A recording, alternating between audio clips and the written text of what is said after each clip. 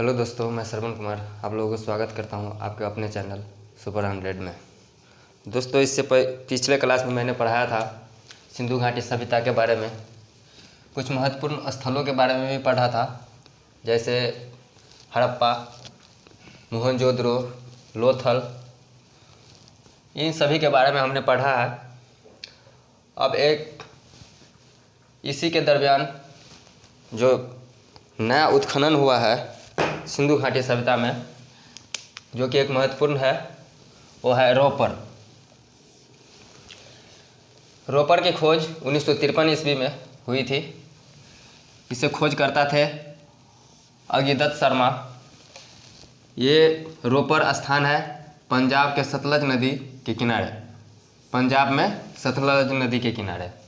वहाँ से जो मिलने वाली वस्तुएं हैं वो है मानव के साथ साथ पालतू जानवरों का भी अवशेष मिला है। यानी रोपर से जो मिला है, मानव तो थे ही, उसके साथ साथ उनके द्वारा जो पालतू जानवर थे उनका भी साक्ष्य वहाँ से मिला है। इसके बाद ऐसा ही नवपाषाण काल में जम्मू कश्मीर के बुर्ज होम से भी मिला था। ये थोड़ा याद रखिएगा। यानी मानव के साथ साथ पालतू जानवरों का जो अवशेष मिला है, ये नवपाषाण काल में जम्मू कश्मीर के बुर्ज होम से भी मिला था। ठीक है। अगला है छठा नंबर, बनावाली। बनावाली का जो उत्खनन हुआ 1973 ईस्वी में और प्रकाश में भी आया 1973 ईस्वी में। उसके खनन करता थे RS बिष्ट, और ये हरियाणा के फतेहाबाद ज़िले में स्थित है। ये हरियाणा के फतेहाबाद ज़िले में स्थित है। वहाँ से जो मिली है वस्तुएं, ये मिट्टी का हल, जिसे टेराकोटा कहा जाता था। यानी मिट्टी के हल को जो आग में पकाने के बाद जो हल था उसे टेराकोटा कहा जाता था। घरों में सोख्ता, यानी घर में पानी के लिए सोख्ता का उपयोग करते थे सिंधु घाटी सभ्यता के लोग। यहाँ की सड़कें टेढ़ी मेढ़ी थी, यहाँ सड़कें की स्थिति अच्छी नहीं थी। जबकि हम पढ़े हैं कि सिंधु घाटी सभ्यता में सड़कें का उत्तम व्यवस्था था, लेकिन बनावली ही ऐसा जगह था जहाँ पे सड़कें टेढ़ी मेढ़ी और ठीक ठाक नहीं था। उसके बाद है सातवां कालीबंगा। कालीबंगा उत्खनन में 1951 ईस्वी में प्रकाश में आई, और इसके उत्खनन करता थे अमलानंद घोष। कौन थे? अमलानंद घोष 1951 ईस्वी में। लेकिन 1961 ईस्वी में BB लाल और BK थापर के निर्देशन में इसका व्यापक खोदाई की गई थी। यह जगह वनावली राजस्थान के गंगानगर जिले के घग्घर नदी के बाएं तट पे है। यानी राजस्थान के गंगानगर जिले के घग्घर नदी के बाएं तट पे। वहाँ से जो वस्तुएं मिली है वह है अलंकृत ईंट, काली चूड़ी। ये थोड़ा याद रखिएगा, काली चूड़ी। जोता हुआ खेत, जोता हुआ हल नहीं, जोता हुआ खेत। हल कहाँ से मिला है? तो हल बनावली से मिली है, लेकिन जोता हुआ खेत कहाँ से मिली है? तो कालीबंगा से। हवन कुंड, भूकंप का साक्ष्य, एक साथ कई फसल बोने का साक्ष्य, लकड़ी की नाली, यहाँ से शवों को दफनाने और जलाने का भी साक्ष्य मिला है। जबकि हम पीछे पढ़ चुके हैं कि हड़प्पा में दफनाने की साक्ष्य और मोहनजोदड़ो से जलाने की साक्ष्य मिला था, लेकिन यहाँ पे यानी कालीबंगा में जलाने और दफनाने दोनों का साक्ष्य मिला है। अब अगला है राखी गढ़ी। राखी गढ़ी की खोज 1969 ईस्वी में सूरजभान सिंह ने किया था। सूरजभान सिंह ने किया था। ये हरियाणा के हिसार जिले में, हरियाणा के हिसार जिला के घग्घर नदी के किनारे स्थित है। यहाँ से जो मिलने वाली वस्तुएं हैं वह है ताम उपकरण और हड़प्पा लिपि युक्त मुद्रा। ठीक है। तो सिंधु घाटी सभ्यता का जो मुख्य स्थल था, वैसे तो लगभग 1500 स्थलें हैं, जबकि 1000 लगभग भारत में है और 500 के आसपास पाकिस्तान में है और 2 अफ़गानिस्तान में भी है। अफ़गानिस्तान में तो हमें इतना पढ़ना आवश्यकता नहीं है, इसीलिए जहाँ जहाँ जो मुख्य स्थल था उसी के बारे में मैंने पढ़ाया है। तो ये मुख्य स्थल 8 है।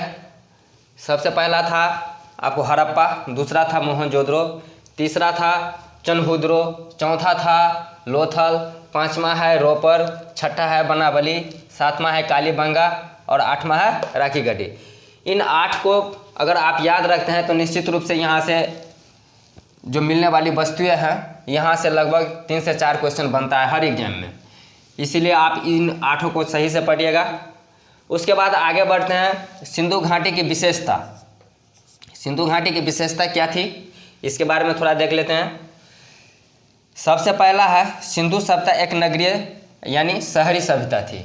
ठीक है, सिंधु घाटी सभ्यता क्या थी? एक नगरीय सभ्यता थी। यहाँ की जो सड़कें हैं समकोण पर काटती थी, यानी सिंधु घाटी सभ्यता की जो सड़क था वो एक दूसरे को समकोण पर यानी 90 डिग्री पे काटता था। सड़क पूर्व से पश्चिम की दिशा में होती थी। सड़क क्या था? पूर्व से पश्चिम की दिशा में होती थी। यहाँ की नालियाँ उत्तम प्रबंध था। नालियों की पानी का जो निकासी होता था उसका उत्तम प्रबंध था। इस नालियों के द्वारा ही बरसात के पानी नदी में चली जाती थी। तो यहाँ जो नदियाँ थी उस नदियाँ ढकी हुई थी, नाली जो बना हुआ था उसको ढका हुआ था। उसके बाद अर्थव्यवस्था का मुख्य आधार कृषि था। उस समय में भी अर्थव्यवस्था का आधार क्या था? कृषि था। हमने पढ़ा कि कृषि यानी धान की, जौ की और बाजरा की साक्ष्य मिला है। इसके बाद 7वां है इसका व्यापार विदेशों से होता था। नहीं, 7वां समाज मात्र सत्तात्मक था, यानी माता की वहाँ अधिक वर्चस्व थी।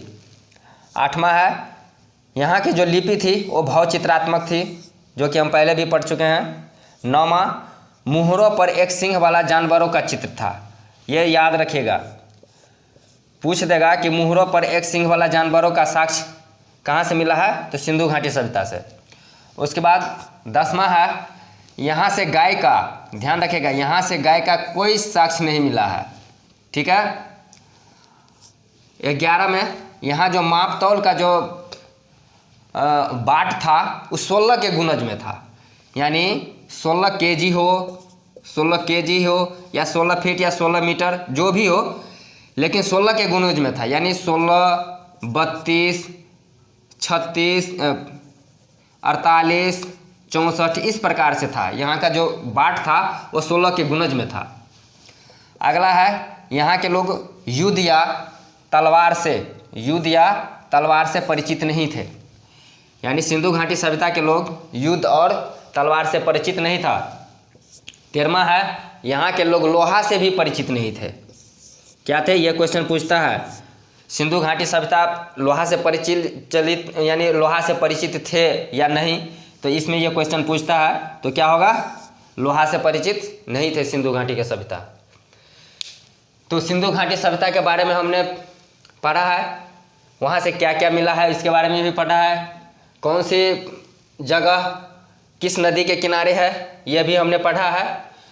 तो इन 8 को थोड़ा आप याद रखिएगा, और ये जो विशेषताएं हैं इनकी इसके बारे में भी याद रखिएगा।